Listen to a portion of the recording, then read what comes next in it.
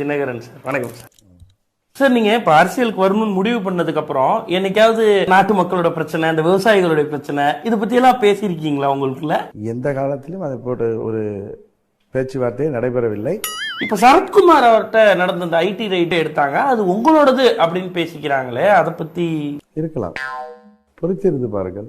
பார்க்கத்தானே போறோம் சார். எல்லாருமே வெளியில பேசுறப்போ ஒரு மாதிரி அவர்ஷனாவே பேசுறாங்க உங்க குடும்பத்தை பத்தி. ஆனா எல்லா எம்எல்ஏக்களும் உங்களுக்கு ஆதரவு தராங்க, எப்படி இது? உங்களுக்கு அது தருகிறோம், இது தருகிறோம் என்றும் எங்களுடன் வந்துவிட்டால் நாம் எல்லாம் சேர்ந்து ஆட்சி அமைத்து விடலாம். இந்த காசு கொடுத்து ஓட்டு வாங்குறது தப்பு இல்லையா?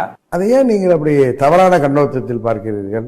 சரி, இப்போ உங்களுடைய செயல்பாடுகள் எல்லாமே தனிச்சையா செய்றீங்களா, இல்ல பெங்களூர் ஜெயில இருந்து ஏதாவது உத்தரவுகள் அப்பப்ப வர்றது?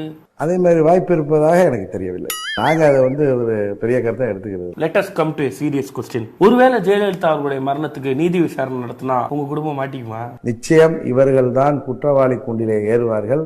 இவர்கள் தான் அதில் ஏ1ஆக விசாரிக்கப்பட போகிறார். ஓபிஎஸ்க்கு கொடுத்த மாதிரி எடப்பாடிக்கு அல்வா கொடுக்க போறீங்களா?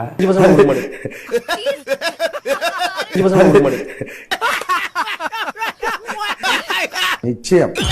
காற்று வெளியீடை பத்தி உங்களோட கமெண்ட்ஸ் என்ன? ஓப்பனா சொல்றேன்னா, நான் பிளாங்கா இருக்கேன் சார். இப்போ அபிஷேக் ராஜா நல்லா இருக்குன்னு சொல்லியிருக்காரு சார் படத்தை. நிறைய விமர்சனங்கள், தவறான விமர்சனங்கள், திட்டமிட்டு சதி செய்தார்கள். சார், சிஆர் சரஸ்வதி ரொம்ப சீரியஸா நீங்க தான் அடுத்த முதல்வர்னு சொல்லியிருக்காங்களே சார். முடியாதவர்கள் ஏதாவது சொல்லிட்டு இருப்பாங்க, அதெல்லாம் போய் நம்ம அரசியல்ல பெருசா எடுக்க கூடாது. அப்போ அவங்களோட நடிப்புன்னு சொல்றீங்களா சார்?